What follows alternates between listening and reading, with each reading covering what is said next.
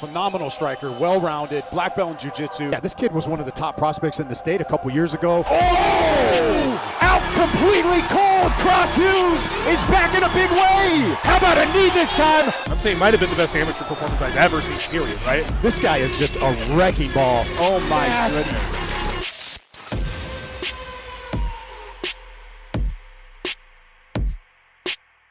They told us to give a disclaimer. The views expressed on this podcast are those of the podcasters, any guests, and do not reflect any of the management, owners, sponsorships, or employees of thereof. Pretty much, if you're soft, don't listen to this podcast. One thing I pride myself on is just being the same and trying to look out for my folks along the way. Like, even with all these, big things happening, like, you still mad humble, and you still, like, you have enough clout now where you could easily be like, I'm not fucking with this, I'm not fucking with that. Oh yeah, motherfuckers, it's on. Unrestricted Podcast listeners, thank you so much for clicking play. Because of you, those numbers are going up, up, and up. And as you know, the Patreon is alive and well. If you want to help support this show, help keep the lights on in the studio, head on over to patreon.com/Dre Rawka, DRERAWKA. But if you don't want to do the monetary thing, just like, share, comment, subscribe. It's free to show love. Now, today I got a very special guest in the studio. My man, you guys know him, man. He's a friend of the show. My brother is an 8-2 pro record, the heavyweight. My man, Kent Mafileo, is in the building. Welcome back, bro. Thank you.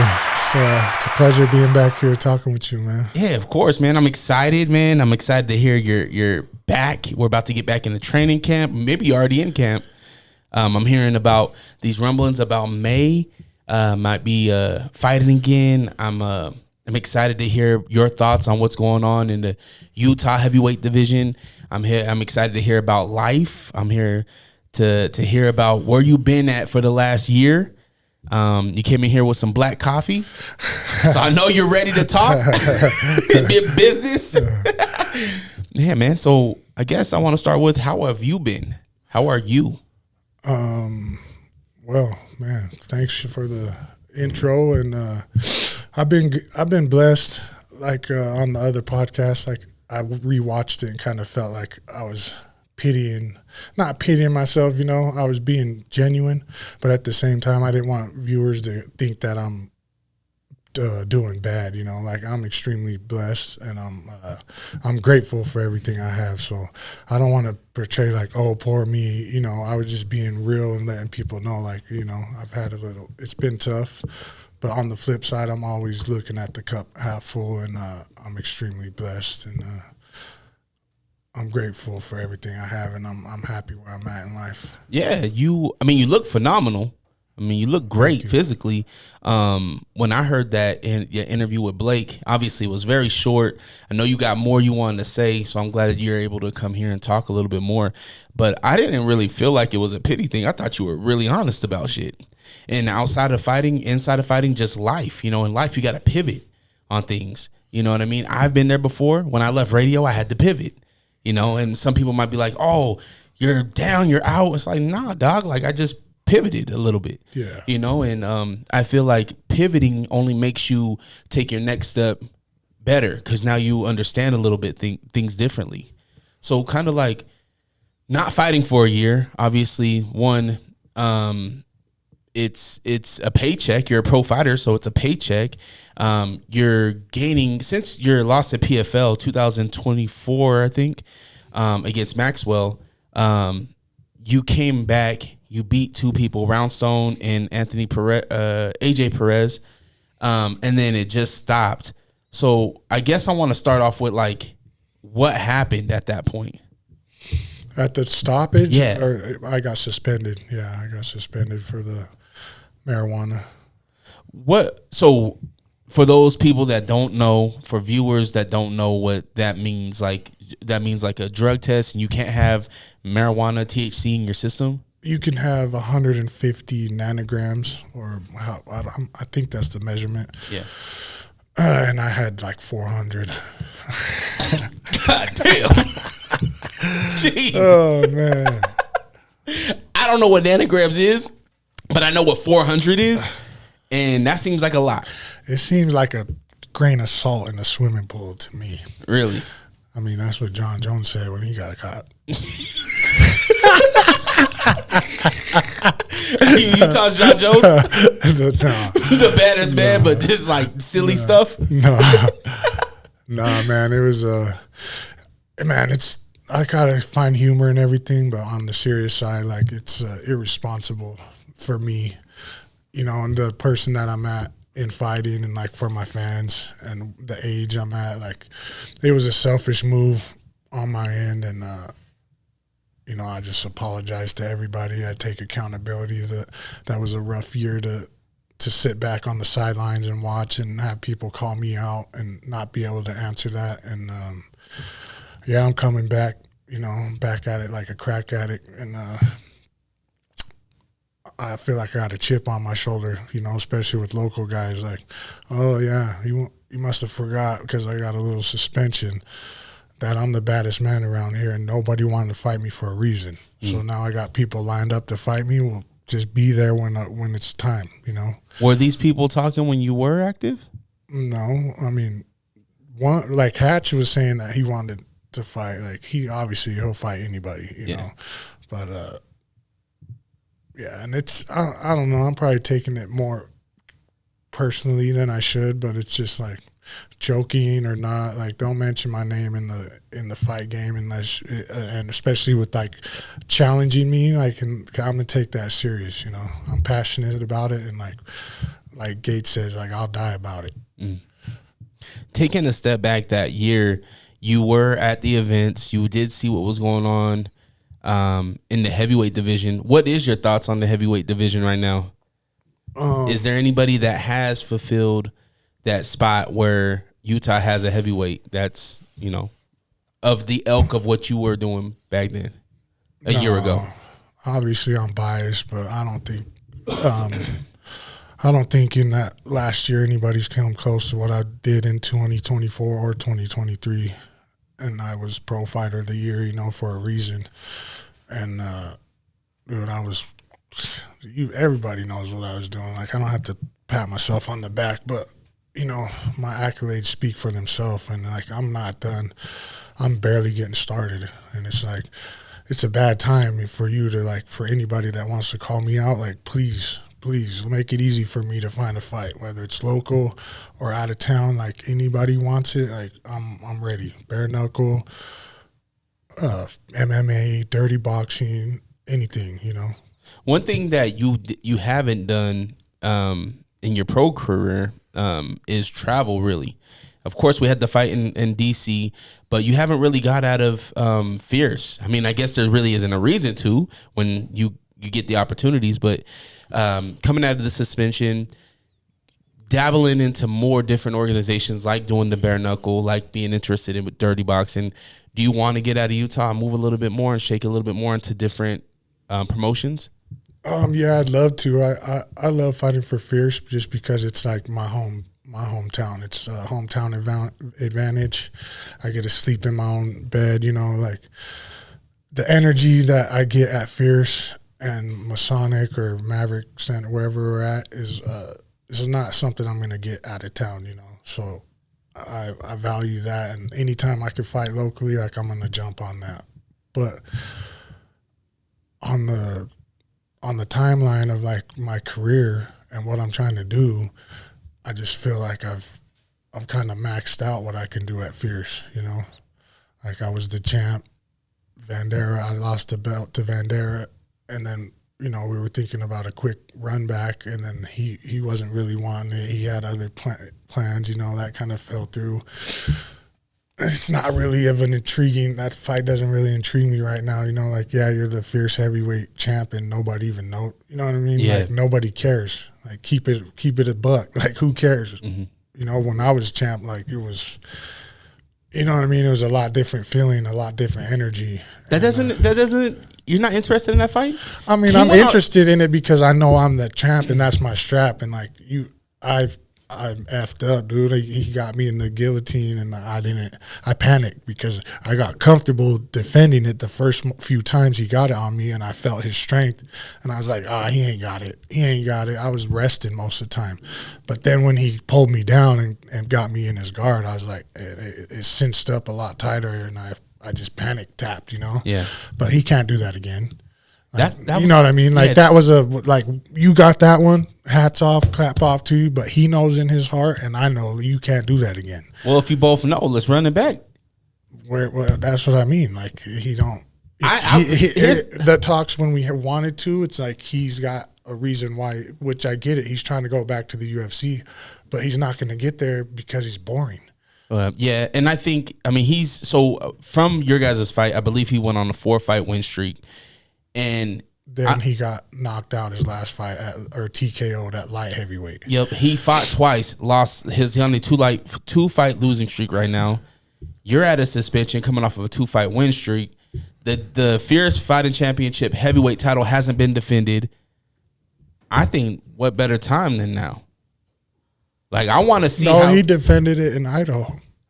Oh, in Iman, yeah. No, wasn't it? Oh yeah, it was. Oh Iman. yeah, he defended it with Iman. Then he beat that top prospect in Idaho in that it was like a long fight. Oh, you're right. Okay, I forget his name. It was a lot of grappling. It was yeah. Yeah, you're right.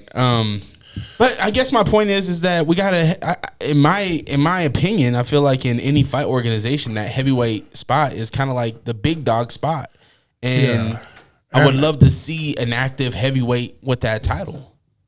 Yeah, I mean, I'd love to get the strap back and represent Fierce as their champ, but you know what I mean. It has to make sense, and me not being the belt holder, like I can't make the. Yeah. I don't call the shots, but. And every time we've talked about fighting, he always said, I'm going light heavyweight. I'm going light heavyweight. Well, it's like, go light heavyweight and relinquish the belt, and I'll come fight for it with somebody else. Yeah. Damn. I wonder who that would be, though. Like, who would step across from him? They would probably say Jones deserves it because he's got him. But, two heavyweight fights, two good heavyweight performances. I would like to see you and Mike fight. Yeah, I think it'd be a good fight. I just think I'm too much for him, like physically, body-wise, you know. Like, he's a great fighter, but it's just he's not that. The way I see it is like he's a great fighter, I'm a great fighter. He's not that much better than me than where he could, that size advantage. You know what I mean? He doesn't have that much skill over me where he can come up 2 weight classes. You get what I'm saying? You got to be something special like McGregor. Or, you know what I mean? No, there's not people that can just do that. And I'm not saying he's not special, but I'm saying I'm not the one that, you know what I mean? You can do that to Roundstone. You can do that to these other guys. But when you come up and meet somebody that's as special as you, but has 50 pounds on you of good weight, like mass times force, like, come on, bro. It's going to end. It's all talk, but I promise you, bro, like if it goes there, like it's not going to be me that's walking out with my head down. I believe both you guys possess both great skills, and maybe I'm biased because both you guys are guys that I like very much, but I do think that it's a fight that needs to happen if we're going to be in this heavyweight division, right? Like if Mike's there. You can't just pick off the weakest links in the heavyweight division and call yourself a heavyweight. Like come fight somebody that's, would be considered ranked, like if there was a real ranking, you know. Like for him to beat Roundstone and then take the #1 spot, like I get Tapology is not a legit rating, but it's like all we have, you know. And for them to put him right there, it's like, man, you guys are full of shit, bro. Like and when you said 8-2, I was gonna correct you as 9-2 because I got that one they took away for the marijuana. Remember? Yeah. But that was Larry, and that was when I made this hat. That's why I wore this hat because I wanted to speak on that because the power of believing in yourself, speaking things into existence. That was the no contest. Yeah, no contest because of weed. Like, come on, man. Weed didn't make me knock you out. So, damn. Like, if anything, let's keep it real. Like, weed is hindering you. If you're a smoker and you're inhaling smoke into your lungs, where's that good at? Yeah. You know what I mean? Like, it's just, it's stupid.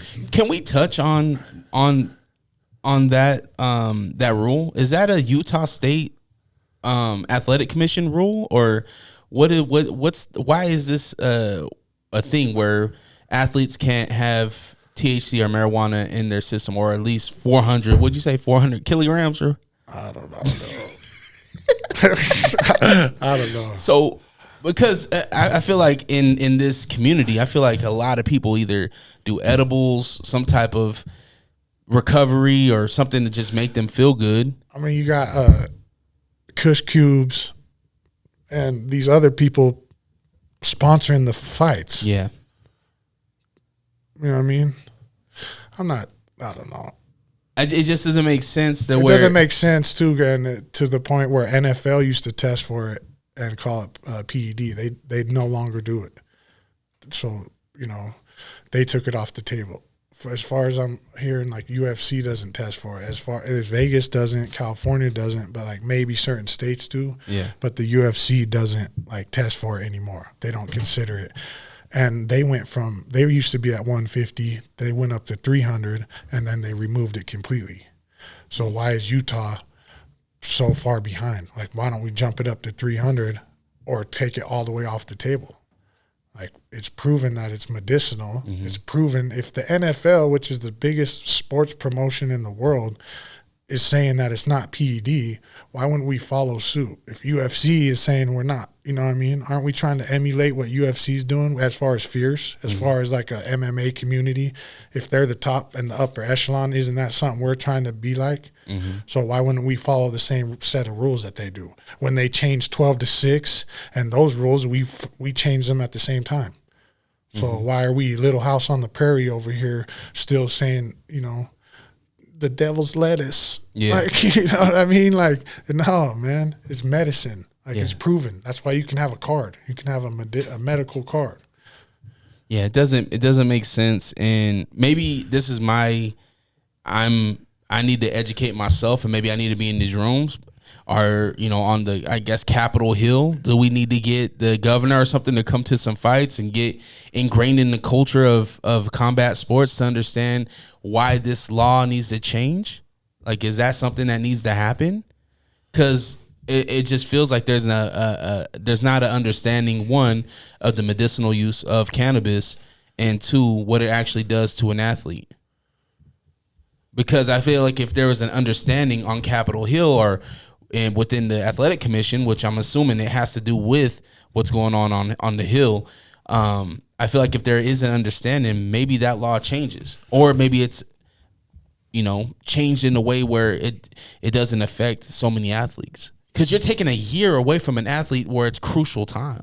That's what really hurts me. Yeah, and I don't want to say his name, but my other homie, he's like indefinitely. Yeah, I talked to him on Saturday. I mean? Yeah, and that's devastating, bro. Like, come on, bro. Yeah, you're gonna take away his whole career. Something that saves lives, like mixed martial arts, combat sports saves lives. But you're saying it's indefinitely, like, like, that's nuts.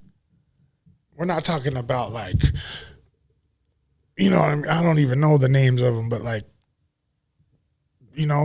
cheater, like performance enhancers, like whatever. I don't know what they are, but whatever, you know what I mean? We're not talking that. We're talking about marijuana.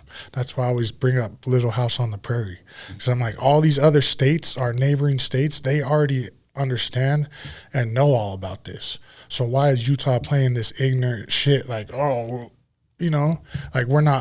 we don't have the technology and the knowledge to know and have this information right in front of us. Like, we could ask ChatGPT, mm-hmm. and it would give you a whole, a whole report on it. So why is it? That's why I'm like, either we need to switch up the commission and these people that are not with the times, or they're biased, or they're whatever, they're taking their own personal beliefs into this vote. Because from what I understand is there's 5 board members and only 2 of them agree to take marijuana off the table, and they need 3. Wow. So it's like, who's all, you know what I mean? Yeah. Like, whose grandma and grandpa are up there? Like, let's get some new life into there. You know what I mean? Like, let's get some new, and people that are, no offense, but like, how athletic commission are you if you're 60, 70 years old? Yeah. Mm-hmm. It's an understanding of the culture, bro. Like, let's get some people that are young and relevant, and like maybe some retired fighters or some jiu-jitsu guys or people that actually were in the sport. You know what I mean? You got a state commission that none of them train, not as far as I know. You know what I mean? Yeah. And no offense to them, I love what they do, and I think they're very professional. But as far as that rule, like, that shit's hella outdated, and it's ignorant, and it's like it's annoying, dude. It's like, come on, bro, take that shit off the table. Like, let's be consistent with our neighbors. Like, if you go to Vegas and fight, they're not testing you for it. So why is it you travel right across the invisible line and then it's illegal? Does your suspension only carry in Utah, or could you? I can't fight anywhere. I couldn't fight in Japan if I wanted to. You couldn't? No, I had a Russian promoter hit me up during my suspension, offering me big money to, like, fight for some promotion over there. And I was like, I can't, dude. I'm suspended. And, like, you know, it's funny, after I got suspended, like, I started getting inbox from all these promotions, like, can you fight this date? Can you fight this date? And I'm just like, man, shot myself in the foot. I understand accountability is everything, but it's something that needs to be looked at. This law, I don't know, man. It just seems really harsh to. And again, the flip side, people are gonna be like, "Well, he knew what guidelines. He knew what then." I get it, but that's Marco. Marco's like, you know what you signed up for, big dog. Like, I'm like, yeah, I agree. There's no excuse for it. I just don't agree with it. So it's like, it's hard to. It's like, I know what I signed, but at the same time, I don't agree. So what would you think? I know it was your birthday. We just like, fuck. I was like, I'm about to knock this fool out. I was like, I better make it good too, because shit, I might get suspended. That's what I was thinking in my head too. Like, well, because they told me. Because you knew. They told me. No, they told me at the fight. Like it came up for about. What? They told you at the fight? Yeah, because right before the fight, they test you, like, and they're like, oh, you failed for marijuana. I was like, oh, really? And they're like, I was like, I know I have some in there, but I've been clean for like a week. I should be good. And he's like, well, as far as our thing detected it, our test detected it, so we got to send it into the lab. And then that's where they got the number. Damn, that changes your whole. Does that change your whole mindset? Like, that you know that you're about to get suspended? Does that change your psyche? It made me like, I almost was like, damn, this might be my last fight, so just give it everything. Damn, made it worse for your opponent. Yeah. Damn, that's the real drug.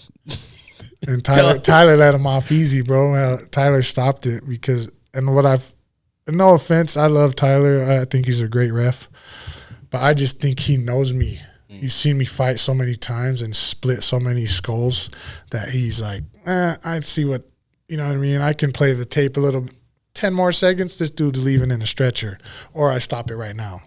But for the crowd and for his side and for his team and his wife, like, oh, it stopped early. Like, nah, bro, your husband was on stilts going like this. Yeah. One or two, you know what I mean? I would have took years off his life. Like, is that what you want? You want him to have a scar down his head like the rest of these guys? They look in the mirror and just think of me. That dude at the last kickboxing event, the headliner Mace, the cut man Mace, in his interview with Blake, said the worst cut he's ever seen was the one that you left on Roundstone. Yeah, that was minor. That's how you feel? If you look, he said he seen his skull. Yeah, that's what happened. That's not minor, bro. No, I'm saying from my my highlight reel. Yeah, that was minor. Who was the worst, you think? That's the Spower. Yeah. They said I gave him a bubble fracture on his skull. They said it was a bubble, like part of his skull lifted up. Holy moly. And it was like purple. It was like, were you there? That was at Maverick Center? Yeah. Yeah. It was like purple. It was dark blood, dude, coming out. I was like, oh, they need to get this dude some help. Jeez. And it was like Braveheart, bro. Like, because he took me down. I rewatched it. He had me on the ground for over 3 minutes in the second round. And Marco was yelling at me to get up. And I just looked at him and I was like, I can't, bro. Like, I'm just chilling. you know, and he wasn't doing nothing. So I was like, cool, if we're gonna lay down, you want to cuddle, homie? Like, I'll hold you. I was like just holding him. I was like, dude, you're not doing nothing. And then as soon as I heard the 10-second thing, you know, I just smiled, dude, so big. I was like, oh, you effed up, bro. Because now I got my legs back. Now I got my wind back. And then you see what happened. Came out in round 3 feeling fresh and just – but, right before he went down, he let out like a roar. It was like some Braveheart stuff, bro. Because I think it was like 15 or 17 unanswered elbows. Sheesh. But he was still on his feet. Tyler didn't ref that one, huh? I can't remember. I think it was. I don't know. But then he goes, and then I was like, oh, and then I think I hit him. I think I hit him with one more, and he goes down. And I was like, yeah, finally, dude. But that even the doctor was like, he's on all the steroids. Yeah. I was like, oh, it's cool to be on all the steroids, but I can't smoke a little weed. Double standard. Yeah. You know, you can see the scars on dude's back, like from long use of whatever, you know? Yeah. But it's throw them in there with me. But, you know what I mean? Yeah. That's why I'm like, this is some little house on the prairie stuff, man. Like, let's get with the times. Do you plan on staying in Utah then? You and your family? Do you ever want to get out of here? My girl loves Utah. I love Utah too, but I have family spread out throughout the world, you know. So like, I feel like I would be fine if I moved, you know. You're such a free spirited. I feel like you would just. Yeah, I just adapt, bro. That's like going to prison, and you know, I just learned to adapt. Like sometimes they tell you roll up, you don't know where you're going, and next thing you know, you're in Garfield County. Do you get comfortable though? Like, are you in life? Like, are you comfortable right now? Yeah, I mean, I'm not comfortable to the point of like, content. Like, you know what I mean? I'm always striving for more, but yeah, I guess I'm not comfortable. I'm happy, but I'm not comfortable. No, I can get comfortable if that's what you're saying. Like, there's, you know what I mean? Like, there's plenty of times I be around people that I don't really like, but I can still get. I don't know how to answer your question, but like, no, I feel you. Do you the year that you took off? How has training been? How have you grown as a fighter? Do you feel like you have grown? Yeah, I'm always growing as in the gym because I'm just a sponge. I'm just trying to learn new stuff.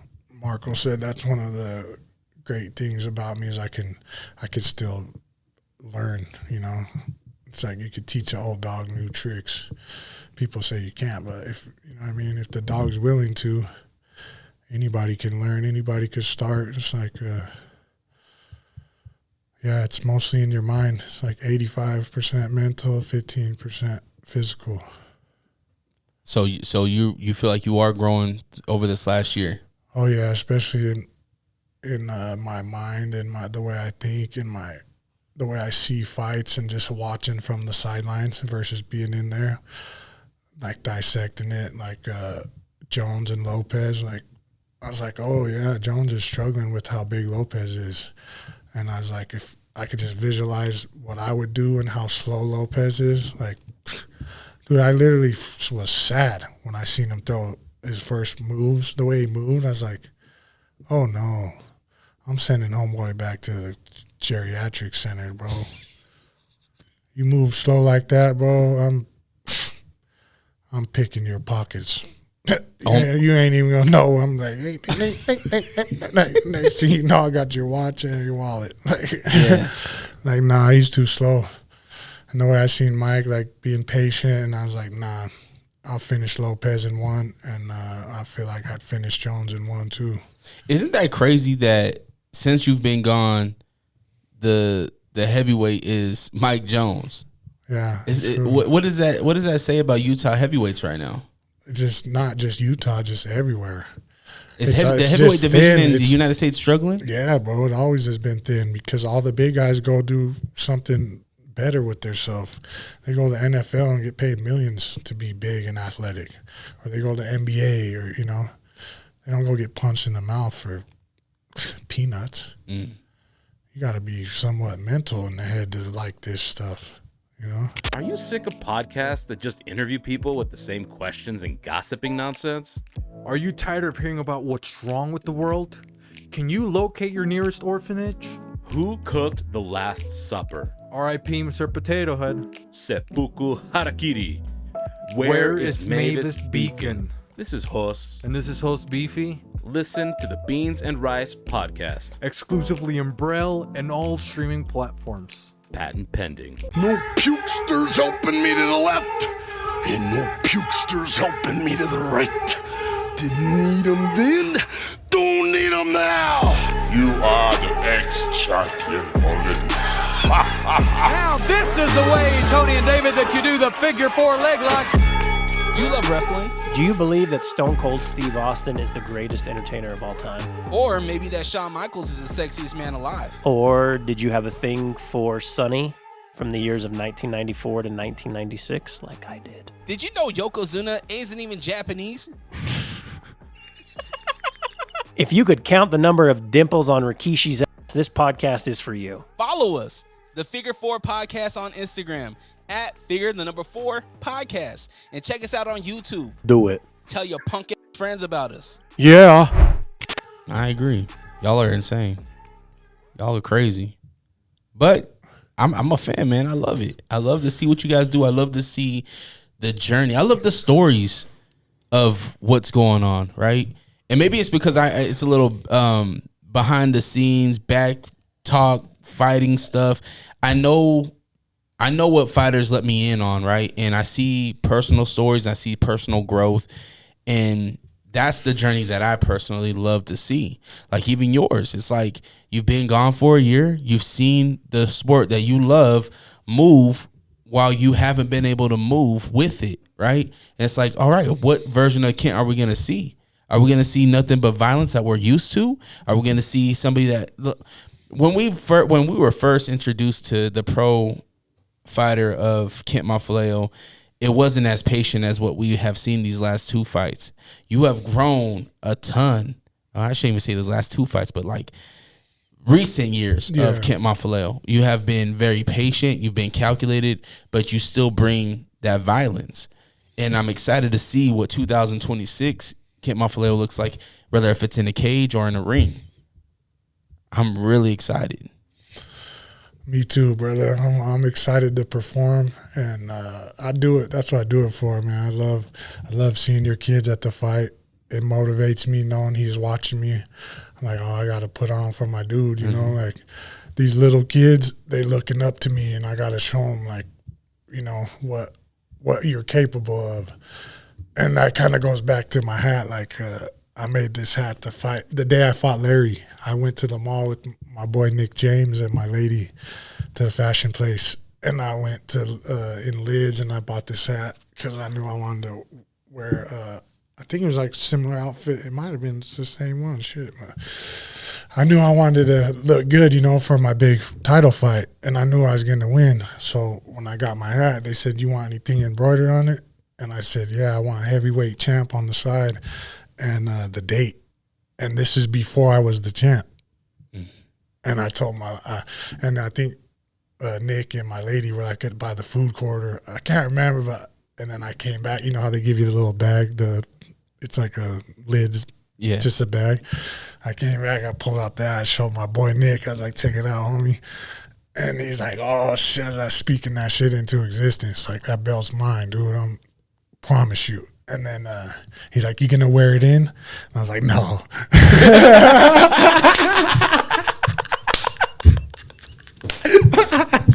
Yo, so confident in the mall.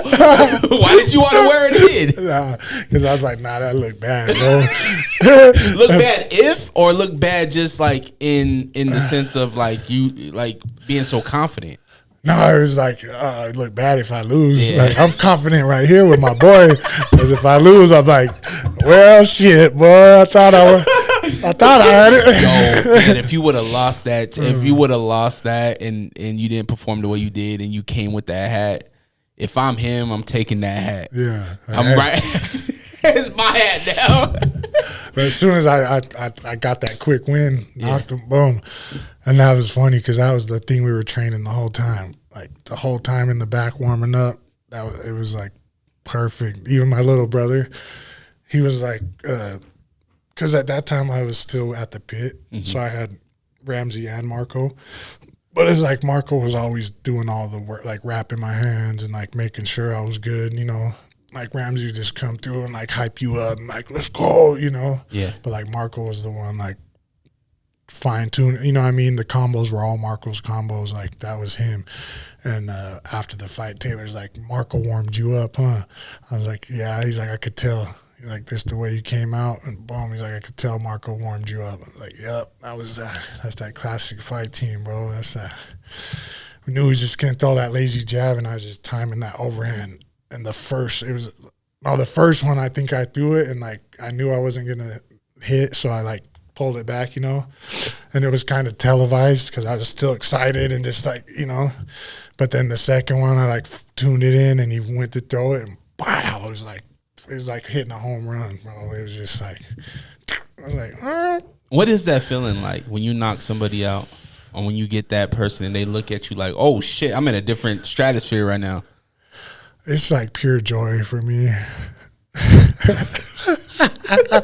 It's like waking up on Christmas morning, bro. It's like, I'm just like, I don't know, man. Something. It's just in me since a child, man. I'm just, I don't know, man. Like that caveman, that just, what's the word? Primitive.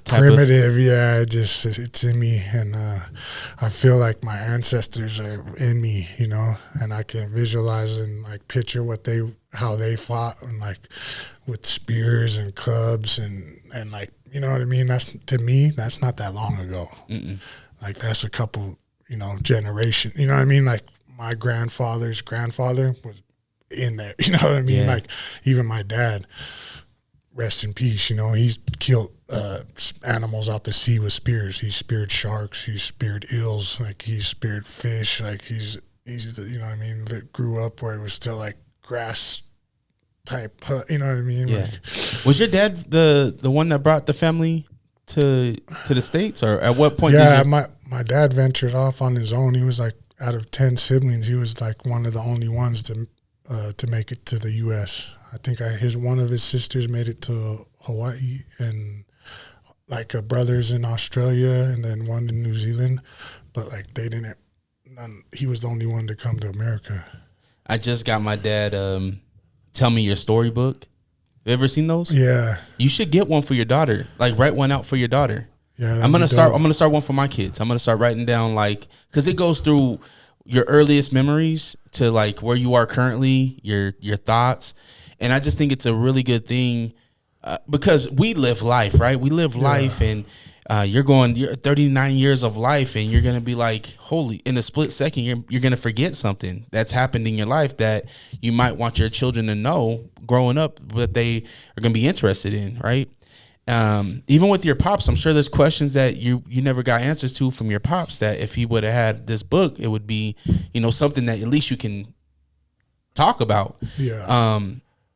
But I got my dad this book because I want to hear those stories about him being the only son out of 5 sisters and what it was like going and living in Tennessee and coming to Utah and, you know, the South and all this stuff. And I think it's important for us as fathers to give that information while we can.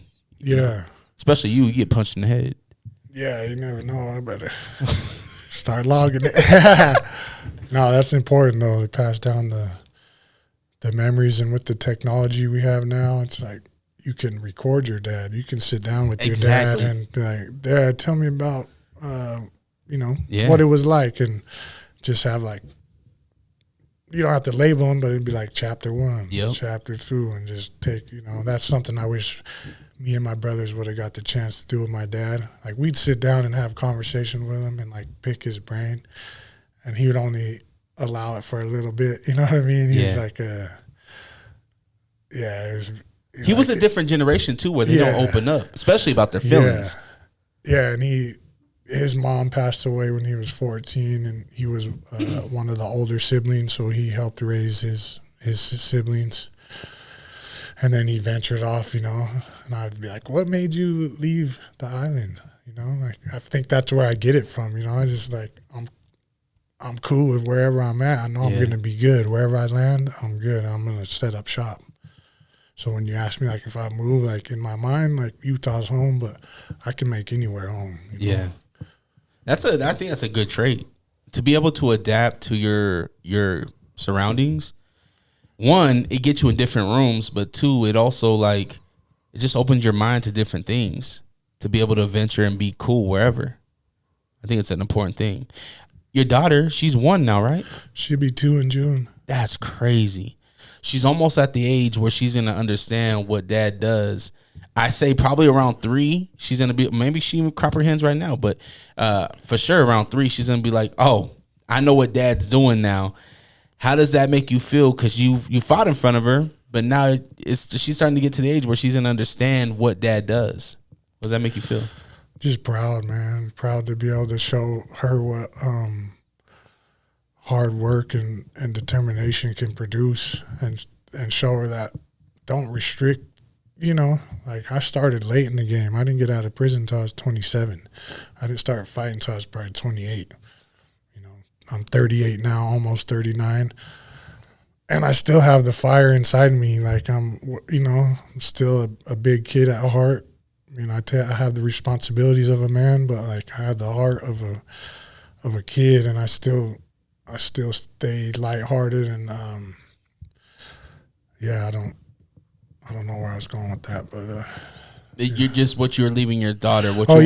Just showing her, not telling her. I just want to show her. I don't need to tell her anything. She sees me every day. She watches me, so I just want her to watch daddy and watch me work. And I know if I live, truthfully and righteously, she'll follow my lead. I'm teaching her through action, not through words. Not do as I say, not as I do. I know. Watch daddy. Daddy gets up at 4 in. Daddy goes to work. Daddy goes to the gym. Daddy cuts hair on the side. Like, I protect her. I provide for her. Like, I'm gonna show her how she should be treated. And it's like I don't have to worry about some crumb bum dude taking my daughter, because I'm setting the example. She'll never even be attracted to anything like that, because her dad is such a man of stature that she ain't gonna settle for nothing less. Mm-hmm. I already know I'm setting the standard for her, for what type of man she'll marry. You know what I mean? Yeah. And that's what I'm leaving is like I just want the future generations of my family to know what type of man I was and like what I did for my family. Damn, isn't that crazy? You're at the age and you're right now where you're talking generational, right? You're talking about your kids' kid. You're talking about when they look at the Mafileo tree, your branch is going to be something with rings around it that tell stories. I think that's really cool. And just being in the generation that we are right now, like this is part of that ring where they're going to be able to, I wonder what the legend of my great grandfather when he was at the I don't know what they'll call them, Maverick Center in the next 30 years, but whatever that is, you left your mark. You left your mark on this city, and you continue to leave that mark. And I think that's really dope. Yeah, I appreciate it, man. And I think so too with, like I said, with the technology, it's like a journal that I don't know I'm writing, Mm-hmm. They could pop in, like all this stuff is online, like it's going to be there until the world, until it's gone. Which hopefully it's not just like... Iran, chill out. Right. Yeah. Peace, love, and chicken grease, man. Like we're fighting the cage, man. Like all the leaders that want to bomb and push buttons and say go do it, like we should put all them in a cage and to the death and see who's really about it, Oh, these world leaders. You look at these UN meetings. Yeah. Like I look at the different leaders in the different countries. I'm like, damn, Poland might get us. if Donald Trump is the one fighting for the U.S., I don't know, man. Australia looking tough. They say Russia's Putin. He said I think he's high level jiu-jitsu. Yeah, but high level in what? If anybody says anything no to him, he's gonna chop their head off. Allegedly, I don't know. Yeah, but it's like the yes man, right? You didn't tap to my armbar. Exactly. He's the Steven Seagal.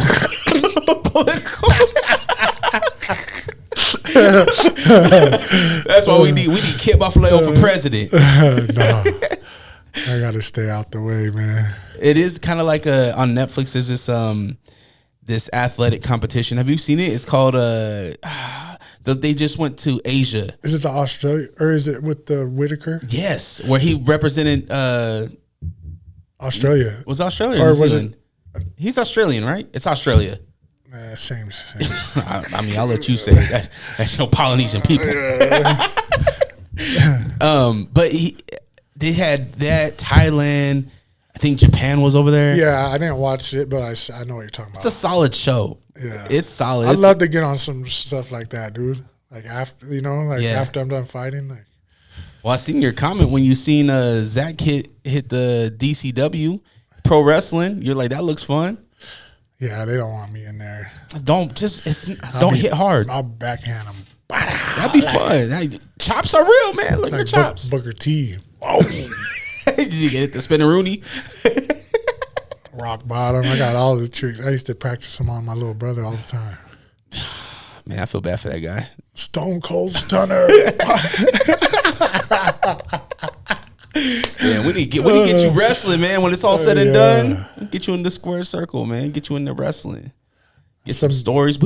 That's one thing about our pro wrestling community. We don't have much color representation. Yeah, and I think it's just because people don't know, right? But you look on the highest level of professional wrestling, there is a rich Polynesian influence on pro wrestling, and we need that representation on the local scene. There ain't no black. There's one Mexican. His name's Pireta Pablo. He's really good. We need some color in there. You could be that. Just don't knock nobody out. Coming in, baby oiled up. Oh shoot! No, please don't.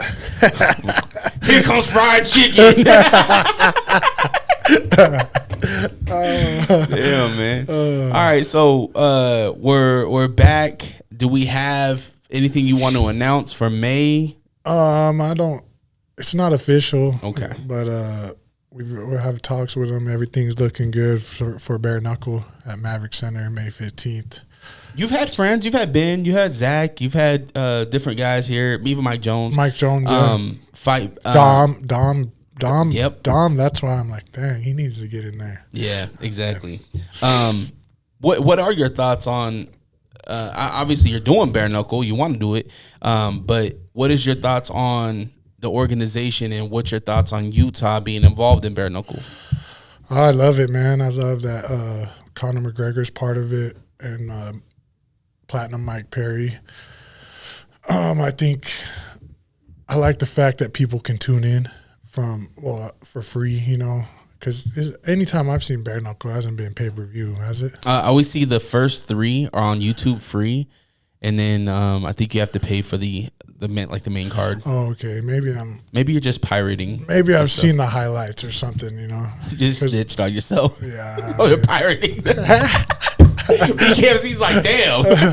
Hey, man, just trying to tune in.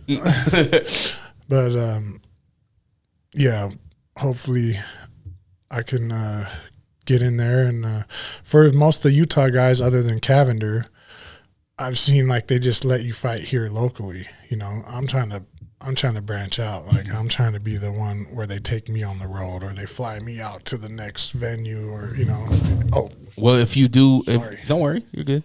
If you end up getting this opportunity and you show up and you show out, we know you can. I don't see why they wouldn't want to. But although you got guys like Zach that had a 9-second knockout and they didn't capitalize on that. Yeah, why? Or even Bradshaw. We don't see Bradshaw hitting the road. Yeah, why? So I don't know. Hey, BKFC, what's going on? Why aren't you taking our guys on the road?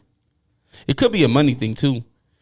Well, and it's a weight thing. Yeah. That's why the heavyweight divisions lean all the way across the board. So, you know, for any promotion to have an active heavyweight that looks the part and can speak, and that's where I feel like I'm the guy. You know. How would you prepare for bare knuckle? Oh, I'll probably go to the bar, beat up a couple. Don't come to my bar.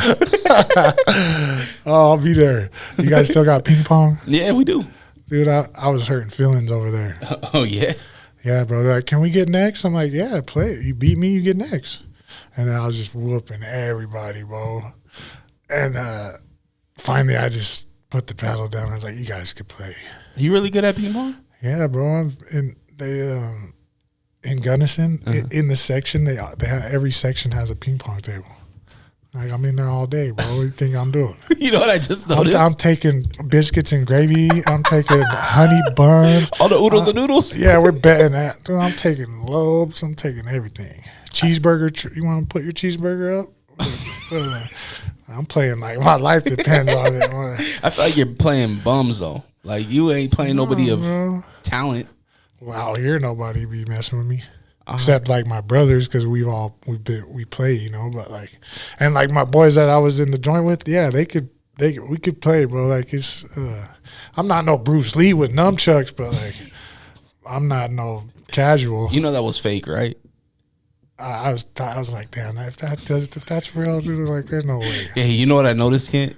Since we started this interview, you keep on getting lower. I know. I'm like, what are you doing? No, you got a button over there. Like, nah, this fool's feeling himself. Down a notch.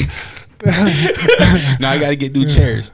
What's the smoke shop? Hey, tell us I maxed out the chair. Yeah, what's your boy's name? Your homeboy, the smoke shop. I need to get him to sponsor this so we can get some new chairs in here.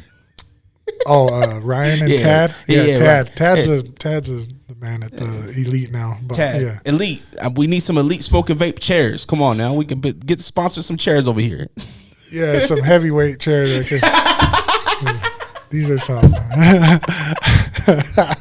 Say, wait a minute. It's all I could afford. All right, let's get Dre hooked up with some chairs. For real. Hook it up. So. Man, I forgot what I was gonna say. I was just fucking thinking about ping pong now. Ping pong champion over here. Nah, I'm gonna come through. I promise you, you're gonna do it. I think I could get you on ping pong. I'm pretty good. You been playing? Yeah, I'm better at beer pong, but I think I'm pretty good. Bro, I've gone to parties at beer pong and left undefeated. Because you're the Putin of the party. No, everybody's bro. scared of you. Me and my lady, she took me to a party for her work party. It was like a Christmas party, and I was the oldest one in there. I was like, they're like, how old are you? Is this your dad? Yeah, they're like, how old are you? And I think I was like 36 or something at the time. I was like, and I said it, and you're the oldest one here. I was like, oh, cool. I was like, who want to lose in beer pong? And then we started playing. There was only probably like 6 different teams, but we beat them all like multiple. You know, I was like, is there anyone else? No competition. Yeah, before we left, I was like, is there anyone else? I was like, yeah, with the age comes experience. You know. You know what? Coming with age, man, we're at the age right now where it dawned on me. I was watching an interview with a player for the Denver Nuggets, and he was talking about how Joker's the best NBA player alive. And the reporter was like, well, what about Michael Jordan? Is he the greatest player ever? And he goes, I've never seen Michael Jordan play. I said, damn, we're at the age where the generation after us has never seen Michael Jordan play.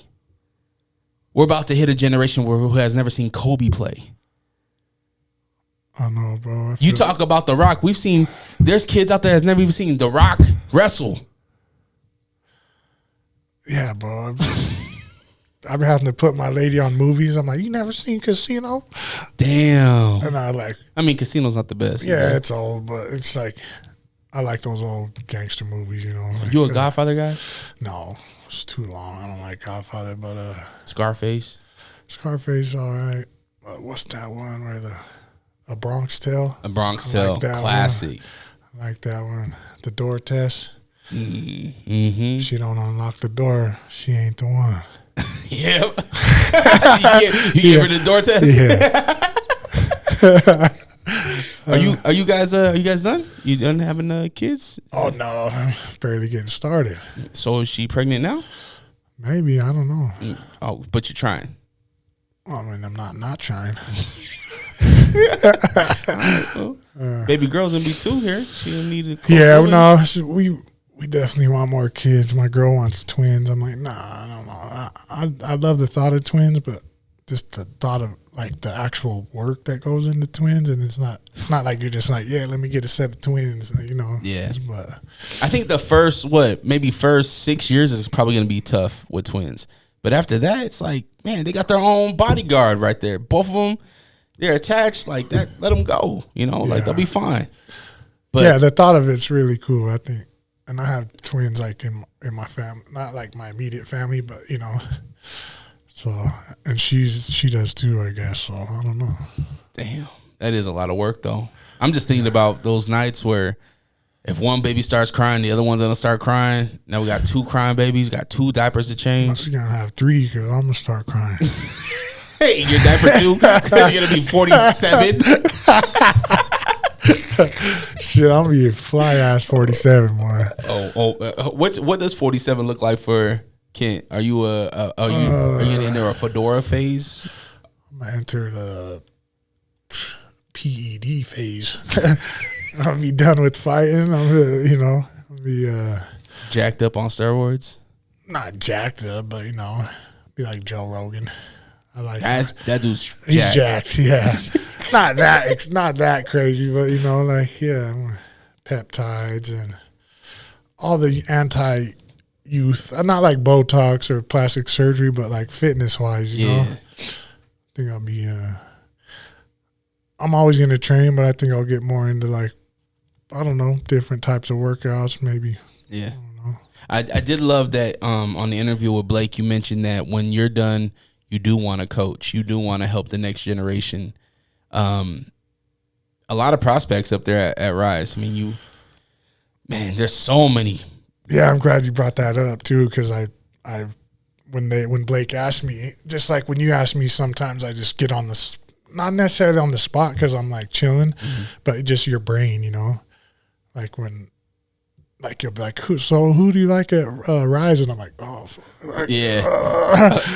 I know, I can think about his Marco and MG. I'm like, yeah. But on that topic, Aton is one of the names I didn't mention on the other podcast, and he's a standout, bro. And he's a beast. I like his spirit. I like how he fights. I like how he dropped the dude and was like standing over him, like, what? Get up. Like that's us, What's his background? Is he what's his ethnicity? I know he's some type of South Pacific island. I don't know. Okay, because I was gonna say my dad was over there with the Polynesian. Usos. Yeah, he's Polynesian. I don't know if he's Samoan or. I just don't want to offend anybody. I know. Well, his is it Jonathan or Aton? Or is it I call him Aton. Okay, everybody calls him Aton. So Aton, when he was fighting this last fight, you weren't there, were you? Oh no, you were. I think you were at the kickboxing. Yeah, I was there. Yeah. My dad, he came with us, and my dad was sitting in his section. So all his boys were right there. You know where I DJ? They were like right there. My pops was right there with them, like literally in the middle with the guys. And I told Aton, I told him, I was like, man, my dad's a big fan of yours. Like my pops was on fire for him, and it's because man, I don't know what classic Rise, what it is that you guys put in your water, but it's like, it's go time. It's precision, it's violence, and with him specifically, I would love to see him in smaller gloves. Do you know is that something that he's interested in? Have you ever had that conversation with him? Yeah, I mean, he trains MMA with us, so it's Marco's the mastermind, so I'm sure he's just doing what Marco's telling him to. Yeah. And kickboxing's a good introduction to combat sports before you have to deal with grappling and everything else. But he definitely has been training MMA with us for the whole time, I feel like. Yeah, really solid fighter. Yeah. And salute to Fierce for giving that platform, that kick, getting that ring and giving these younger guys an opportunity to get the kickboxing reps in before they jump into the cage. Have they had any professional kickboxing? Yeah, Mace, the cut man. Oh, nice. The one that made that comment about you cutting open Roundstone. He was that was professional. I'd like to do one. I know a guy. But is kickboxing no elbows or what? Muay Thai. So you'd probably want to do Muay Thai. Muay Thai's elbows. 8 limbs. Kickboxing is just hands and feet. I think you can do some knees, but no elbows, I don't think. I could be wrong. No, I think you're right. Yeah. Do Muay Thai. Iman did Muay Thai. Yeah. I could do anything, bro. When it comes to fighting, bro. Except beat me in ping pong. We're going to see. Another person over there at Rise that is shining right now is Coach MG. She has a fight tonight. Yeah, shout out MG. Go knock her out. Yeah. Ring Wars. UBO Intercontinental title is up for grabs. She has the opportunity to bring Utah to make history, really, be Utah's first pro female title holder. And, man, it's just a huge opportunity. I'm so happy for her. You can't do the... I was waiting for you. You got long arms. You know which one it was. You're turning into a co-host now. We need to get a third in here. Yeah, shout out Marco and MG. Go handle business. I mean, I'm sure they'll see this after, but, you know. Yeah. Yeah, they. I'm really excited for MG. I think that this is something she's worked very hard for. You know, her going back to stories, you know, like MG's story of redemption, of seeing the door close and then having a window open. Like, this is one of those moments where it's like, man, like, people need to pay attention and see what's going on. Being a mother, being, you know, a girlfriend, a business owner, a coach, you know, they were just last weekend, in Vegas supporting fighters, and it's just a lot. And then on top of that, I find out that she took the thing to judge too. So like, she's being more involved in the boxing organizations type stuff. Oh, to the high school? I believe it is high school. Oh, sick. Yeah, so I'm gonna have to get involved in that then. I mean, do everything, bro. Like, everything. Yeah. There ain't no limits to what you can do, and everything that you want to do, fuck, do it. Yeah. That's what I just want to, my message to people too, is just don't put limitations on yourself. You know, no matter, everybody struggles, everybody has setbacks or disabilities, so to speak, that are going to hinder you, and maybe you can't do it the same way everyone else does, but find your way to do it, and don't limit yourself, man. I hear so many people say, I can't do it, or, you know, it's like, no, you can do it. Your brain is much more powerful than you understand. If you believe it and you speak it, just like this hat, I believed I was going to be champ. I wrote it down. I literally had him put it on material. It's tangible. I could see it. I could feel it. All I got to do is go do it. I went and did it flawlessly, easily, you know. Like, it's not easily, but it made it look easy. And that's the power of the brain and speaking the stuff into existence. And if you're in a bad situation, maybe change up your thinking. Maybe put out more positivity. If you're in a negative setting, maybe, you know, energy is the energy you put out is the energy you're going to receive, whether it's in the same exact form or however. But if you're putting out good, it's going to come back good at one way or another. Not saying that everything is going to be peachy in your life, but if you genuinely put out good energy, it has to come back your way. You know what I'm saying? Did the lids guy ever say anything about the hat? Was he like, "What's this for? What does this mean?" No. You should have went back and said, "Told you." You can wear that. As soon as I won, though, I see Nick in the crowd. I was like, "Hey, grab my hat!" And he ran out to the car and grabbed my hat. Damn, he didn't even bring it inside. No, he brought it in. And I put it on. Yeah, and I was like, "Yeah." I know we're at an hour and you got to go train. Why did you cut your beard? Oh man, I was trying to trim it and I kind of messed it up a little bit, and like I don't know, I just was like, instead of spending the time to try to fix it and reshape it, I just chopped it off. And it was long. Yeah, it'll be back. I barely chopped it in October, so. Yeah, that thing grows hella quick. It's because I don't have any on my head, so it's got to go somewhere. To your ass, huh? Yeah, my back. All right, Ken. Well, I know you got to get out of here, bro. Did we hit everything that you wanted to hit on? Is there anything else that you want to get off your chest? I think we touched base with it. I'm just happy to be back. Thanks for this platform. Thanks for opening up, and it's easy to talk with you always, bro. Yeah. And since day one, we've been boys, and you've been a supporter of mine, and I just appreciate you and all my fans. I love and appreciate you guys, man, and I love when people come up to me at the fights and want to talk or get a picture, see how I'm doing. Like, it makes me feel good, and just appreciate all the love and support. And I'm ready to put on for Utah and for Salt Lake City this year and really stand out and be the fighter that I know I can be. I know for a fact I didn't forget about Kent. I know my family doesn't, and I know the people that know you didn't forget about you. What I'm really excited about is over this last year, Fierce obviously gained new fans of the show. We had new amateur fighters debut. We've had new amateur champions. And I'm excited for them to get reintroduced to Kent, or introduced to Kent in maybe mid-year or whatever, whenever you make your debut back at your re-debut back at Fierce. So I'm excited. I'm excited for you to make that walk. I'm excited for you to make any walk at, hopefully BKFC works out and we get to go to the Maverick Center and see you make that walk. But regardless, bro, like in life, man, I'm happy for you.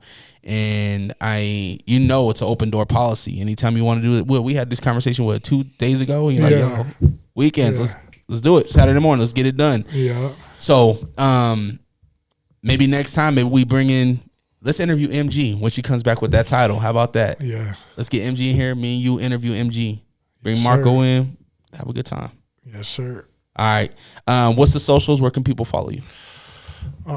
Just Kent Mafileo on Facebook, and then King V801 on Instagram. But you can just search it with my name too. There you go. Go follow him. If you obviously, I'm assuming that BKFC accepts sponsors. I know Fierce does, so I'm hoping they do. I hope so too. If you are a company and you want to help support Kent on his any upcoming fights or bouts, make sure you reach out to him. If you need his information, you can reach out to me and I'll get it over to him and we'll get you all laced up. But if you want to help support this channel monetarily, head on over to patreon.com/Dre Rawka, DRERAWKA. If you don't want to do the non-monetary route, I get it. World War III is right around the corner. We're saving our money. We're trying to build bunkers. We're figuring this thing out. You can just like, share, comment, subscribe. It's free to show love. Y'all have the day you deserve. Always protect your light. We're out. Peace.